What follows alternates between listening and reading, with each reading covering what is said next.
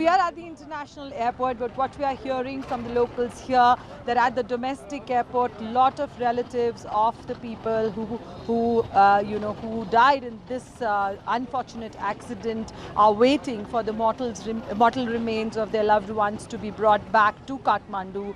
Some of them will be brought back today. That's what the government has said. As far as rescue and search operations, they have restarted again this morning after they were stopped in the night yesterday because it is dark. It was dark there in that gorge where the plane fell. So that's why rescue operations were halted last night. They have restarted. So far, the death toll, as you mentioned, remains at 68, although there were 72 passengers, and the debris is also being removed from the site. So all this work is still going on. The Prime Minister has not visited Pokhara because the government did not want any kind of interruption in the rescue operation. When VIPs come in, there is VIP movement and a lot of forces have to be diverted. So that was the reason he held a meeting here. A compensation will be announced soon for the people, for the deceased and their relatives.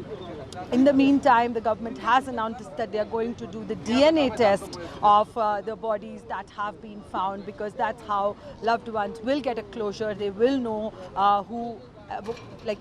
It is really sad as to what they will get as a dead body in their hands at the end of it, because most of the people were died because of the fire that happened after the plane fell. So this is the situation on the site in Pokhara. We'll bring you the latest from there later in the day. As far as Kathmandu is concerned, it's a bit quiet here today, Pandan.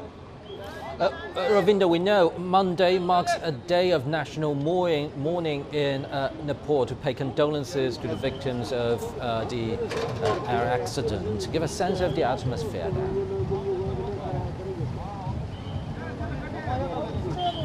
Well, everything is shut here in Kathmandu today.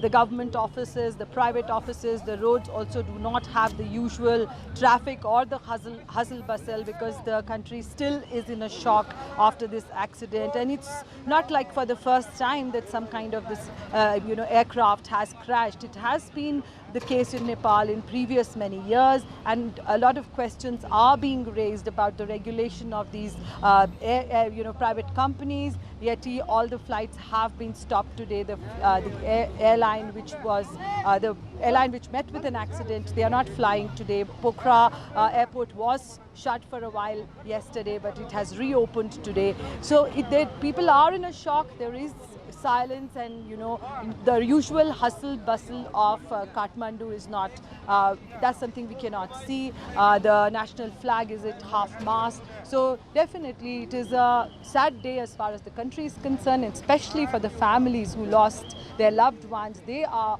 wanting justice. They want that the people who were responsible for this should be, especially the authorities, the Civil Aviation Ministry should look into it and find out why these kind of accidents keep happening, and the regulations have to be tightened. They have to be made strict, and a top-notch regulation has to be in place. That's what the people are demanding. Pandang.